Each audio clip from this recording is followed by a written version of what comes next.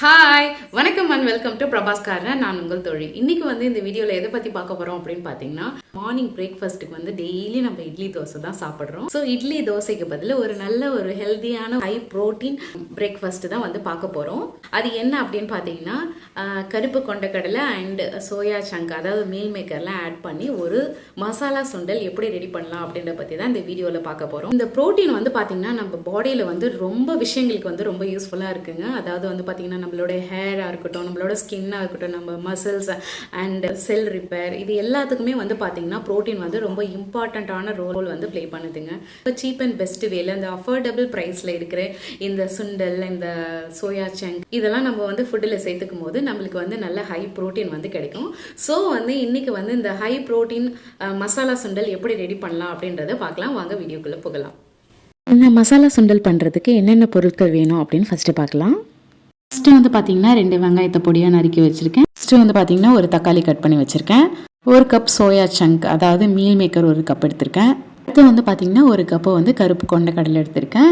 இதில் soya chunk and கொண்டைக்கடலை இது ரெண்டுமே பார்த்தீங்கன்னா பாயில் பண்ணி எடுத்து வச்சுருக்கேன். இதில் வெள்ளை கொண்டைக்கடலையை விட கருப்பு கொண்டைக்கடலை இந்த டிஷ்ஷுக்கு நல்லாயிருக்கும். நெக்ஸ்ட்டு பார்த்தீங்கன்னா ஒரு 1/2 கேரட்டை நான் துருவி வச்சுருக்கேன். உங்களுக்கு எவ்வளோ வேணுமோ அந்த அளவுக்கு நீங்கள் எடுத்துக்கலாம். அடுத்து பார்த்தீங்கன்னா 2 க்ரீன் சில்லி கட் பண்ணி வச்சுருக்கேன். இப்போ ஸ்டவ்வை ஆன் பண்ணிவிட்டு அடுப்பில் ஒரு கடாய் வச்சிடலாம். கடாய் சூடானதுக்கப்புறம் இதில் கொஞ்சமாக ஆயில் ஆட் பண்ணிக்கலாம். ஆயில் சூடானதுக்கப்புறம் இதில் கொஞ்சம் ஸ்பைசஸ் ஆட் பண்ணிக்கலாம். தென் பெருஞ்சீரகம் 1 டீஸ்பூன் போட்டுக்கலாம். பெருஞ்சீரகம் நல்லா பொரிஞ்சதுக்கப்புறம் இப்போ இதில் ஆனியனை ஆட் பண்ணிடலாம்.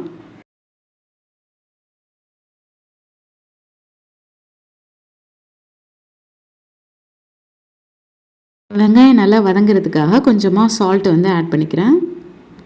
நான் ஆல்ரெடி இந்த கடலையை வேக வைக்கும் போது நான் தேவையான அளவு உப்பு ஆட் பண்ணிட்டேன். ஸோ நான் இப்போ கொஞ்சமாக உப்பு ஆட் பண்ணிக்கிறேன். நெக்ஸ்ட்டு 1 டீஸ்பூன் நான் இஞ்சி பூண்டு பேஸ்ட் ஆட் பண்ணிக்கிறேன்.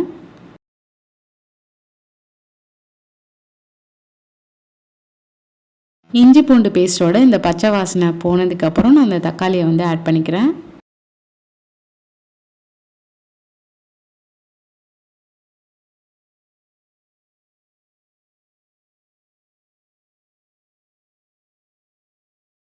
நெக்ஸ்ட்டு க்ரீன் சில்லிஸ் ஆட் பண்ணிக்கிறேன்.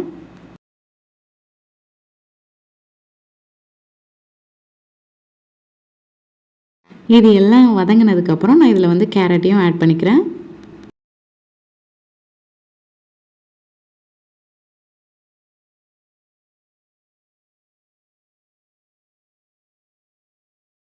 அடுத்து வேக வச்சுருக்கேன் இந்த சோயா சங்கையும் இதில் ஆட் பண்ணிடுறேன்.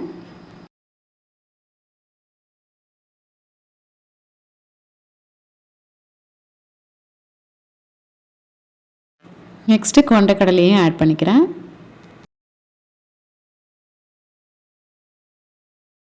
எல்லாத்தையும் நல்லா வதக்கிட்டு இதுக்கு தேவையான மசாலா இப்போ ஆட் பண்ணிக்கலாம். இதில் பார்த்திங்கன்னா 2 டீஸ்பூன் நான் சில்லி பவுடர் ஆட் பண்ணிக்கிறேன்.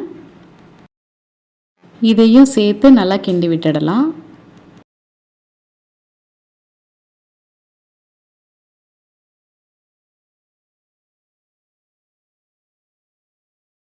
இப்போ நறுக்கி வச்சுருக்க கருவேப்பிலை கொத்தமல்லியை இதில் ஆட் பண்ணிக்கலாம்.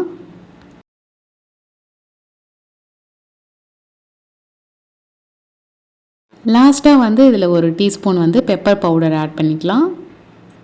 இதையும் சேர்த்து நல்லா கிண்டி விட்டுக்கலாம். அவ்வளோதான், ரொம்ப டேஸ்டியான அண்ட் ஹெல்த்தியான மசாலா சுண்டல் ரெடி ஆயாச்சு.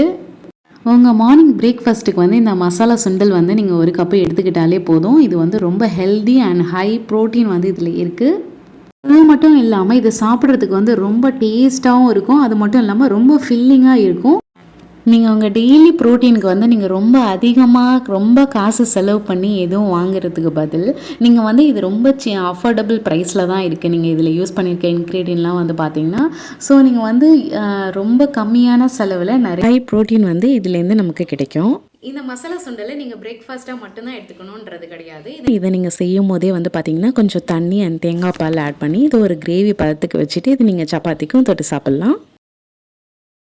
அது மட்டும் இல்லாமல் இதில் வந்து 2 முட்டையை பொரிச்சு ஆட் பண்ணி அதை வந்து பிரெட்டுக்கு நடுவில் கூட ஸ்ப்ரெட் பண்ணி சாப்பிடலாம். இதை நீங்கள் மார்னிங் பிரேக்ஃபாஸ்ட்டுக்கும் யூஸ் பண்ணிக்கலாம், நைட்டு டின்னருக்கும் வந்து யூஸ் பண்ணிக்கலாம். அவ்வளோதான் ஃப்ரெண்ட்ஸ், இந்த வீடியோ வந்து ரொம்ப உங்களுக்கு யூஸ்ஃபுல்லாக இருந்திருக்கும் அப்படின்னு நினைக்கிறேன். ஸோ வந்து இதுக்கப்புறம் ப்ரோட்டீன்னாலே வந்து நம்ம ரொம்ப காசு செலவு பண்ணி தான் அந்த ப்ரோட்டீன் எடுத்துக்கணும்னு இல்லை, சீப் அண்ட் பெஸ்ட் வேலே வந்து அஃபோர்டபுள் ப்ரைஸில் கிடைக்கிற பொருளை வச்சே நமக்கு தேவையான ப்ரோட்டீனை அதுலேருந்து எடுத்துக்கலாம். ஸோ இந்த வீடியோ உங்களுக்கு பிடிச்சிருந்துச்சுன்னா லைக் பண்ணுங்கள், சப்ஸ்கிரைப் பண்ணுங்கள், மறக்காமல் கமெண்ட் பண்ணுங்கள். தேங்க்ஸ் ஃபார் வாட்சிங்.